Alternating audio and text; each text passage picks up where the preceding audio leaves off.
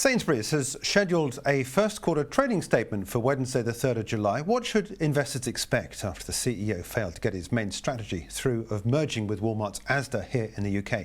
Shares in Sainsbury's recently hit levels not seen since 1988. Tom Brereton joins us now from Global Data. Tom, thanks for your time. I mentioned this failed deal, but in fact we've had full year earnings since then, so we've seen a little bit of an insight into the mechanics of all that, and of course the board have had to take the hit in the face from investors as a result of that. Where do you see Sainsbury's at the moment? Where is their main move from here?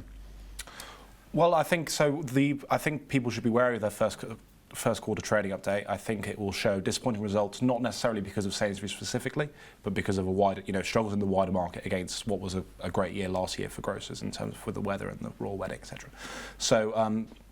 That is, I think those numbers will be low, but I think they'll be sort of slowly starting to improve, hopefully from where they were. What about that improvement? Where's it coming from? Is it coming from the disruptors like Aldi and Lidl because they're now trying to mimic some of what they're doing, or is it from the big incumbents like the arch rivals now, of course, continuing to be Asda, part of Walmart Group, and Tesco? Where are they getting their new business from if you see them expanding?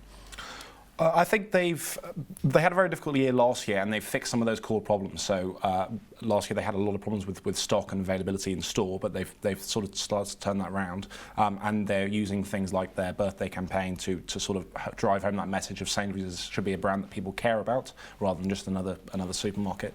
But I think.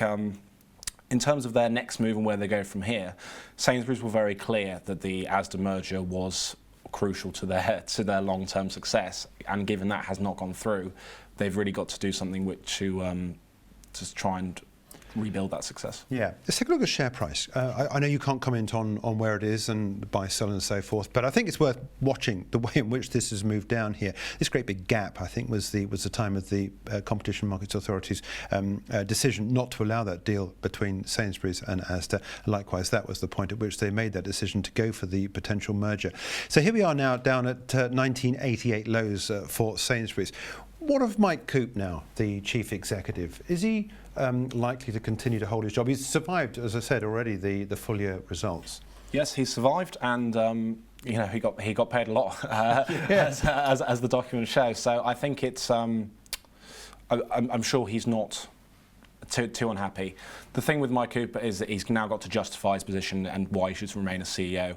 They tried a gamble, it hasn't paid off, and someone's got to sort of take that blame.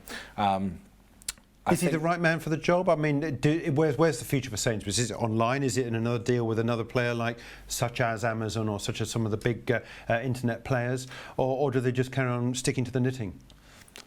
Yeah, I think it's a case that if he wants to survive, he'll have to come out swinging with something. Another ambitious play, but it's got to be something that A, pays off, and B, has that same weight as that merger with Asda would have done. Yeah.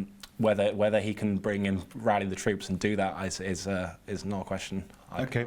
Well, we'll see what happens in this first quarter update. But Tom, in the meantime, thanks very much indeed for joining us. Tom Brereton joining us there from Global Data.